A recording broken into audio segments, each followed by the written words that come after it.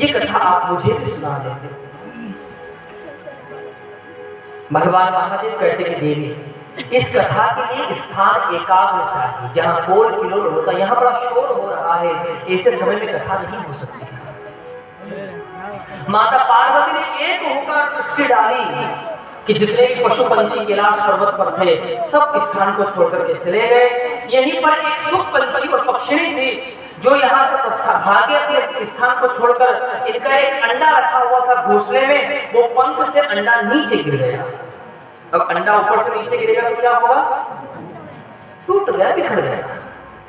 वहीं पर भगवान महादेव बैठे आसन पर, माता पार्वती सन्मुख बैठी है और कथा प्रारंभ हुई है। पहला दिन हुआ है, भगवान महादेव कथा सुना रहे हैं। माता पार्वती से कहा, देवी जहां कथा समझ में आ जाए वहां ओम ओम शब्द का तुम उच्चारण करते रहना, कि जिससे मुझे इस बात का ज्ञान बना रहे कि तुम कथा सुन रही हो। प्रेम से बोलेंगे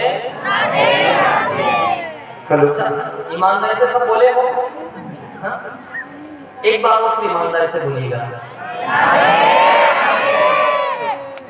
हेलो हेलो। देखिए किराए पे कुछ नहीं कहा, देवी जहां कथा आपको समझ में आ जाए वहां ओम ओम शब्द का उच्चारण करना। माता ने कहा बिल्कुल ठीक है। और पहले दिन की कथा प्रारंभ हुई है। वो टूटा हुआ अंडा पहले दिन की कथा से जुड़ गया। इस कथा का प्रभाव टूटा हुआ अंडा जुड़ गया। दूसरे दिन की कथा हुई है, उस अंडे के अंदर जीव आ गया है। तीसरे दिन की कथा हुई, वो जीव धीरे धीरे बड़ा हुआ है। और चौथे दिन मेरे गोविंद के प्राकट्य उत्सव की कथा आई।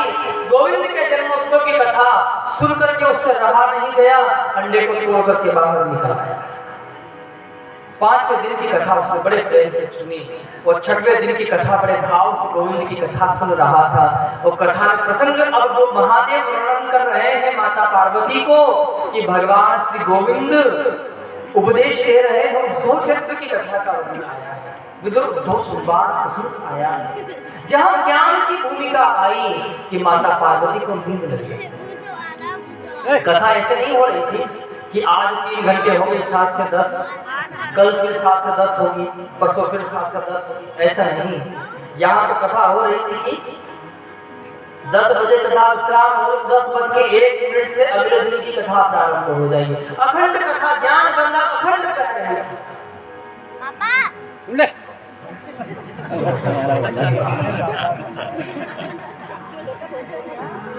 अखंड ज्ञान गंगा बह रही थी।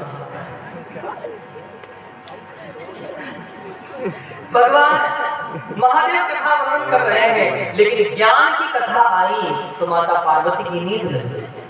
अब अशुभ पंछी ने सोचा कि मैया के तो घर वाली कथा सुनाने वाले हैं, आज नहीं तो कल को घर पे कथा सुन लेगी। अरे भोजन बेलती, रोटी बेलती बेलती, परोसते परोसते भगवान महादेव से कहेंगे ये लोग वो प्रसंग हम भूल गए, हम सुन नहीं पाए, वो कथा सुनाओ तो क्या प्रसंग था।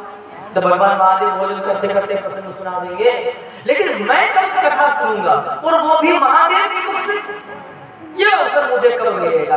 तो इस तोते ने ओम ओम शब्द का उच्चारण करना प्रारंभ किया है। और जैसे ही 7 दिवस पूर्ण भये, भगवान महादेव ने जयकार लगाया है, बोल श्री कृष्ण की। मनुष्य के लिए मानव धर्म क्या है, जो मैं पहले प्रश्न का आपको वर्णन कर रहा हूं। अपने धर्म पर इतना विश्वास रखे पूर्ण रूप से,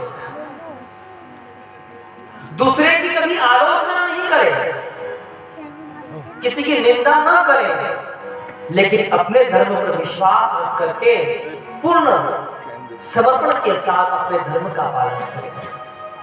यह मनुष्य के लिए धर्म है, परम धर्म। मन इतना एकाग्र हो, अपने धर्म पर इतना विश्वास हो कि प्राण चले जाए लेकिन धर्म से विचलित ना हो। ये मनुष्य के लिए मानव धर्म, परम धर्म है। और मानव धर्म के बारे में उल्लेख करते हैं कि सबके प्रति हृदय में समान भाव हो, ये मानव धर्म है। ध्यान दीजिएगा, ये शास्त्र समझ की बात है।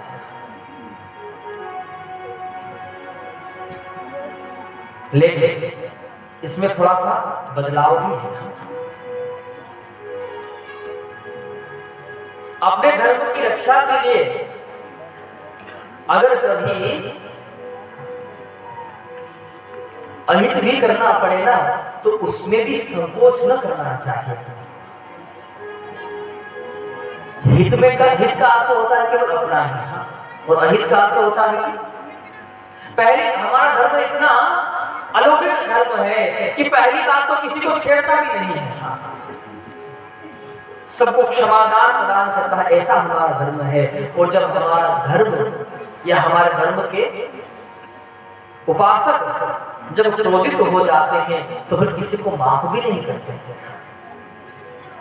तो यहाँ प्रारंभ में वर्णन किया है कि अपने धर्म की दूसरे के धर्म की आलोचना नहीं करे, निंदा नहीं करे, किसी के धर्म को नीचा न बताए, लेकिन अपना धर्म सबसे ऊंचा है इस बात का ज्ञान ही नहीं, सबके प्रति समान भाव रखे, ऐसा वर्णन है। उससे आगे वर्णन किया है कि मंदिर में जाए तो विचित्र बात लगती है कि किसको पूजे और किसको नहीं पूजे। तो ध्यान दीजिएगा, एक साधे सब सधे, सब साधे सब जाए। खेत में एक प्रकार की फसल लगाओगे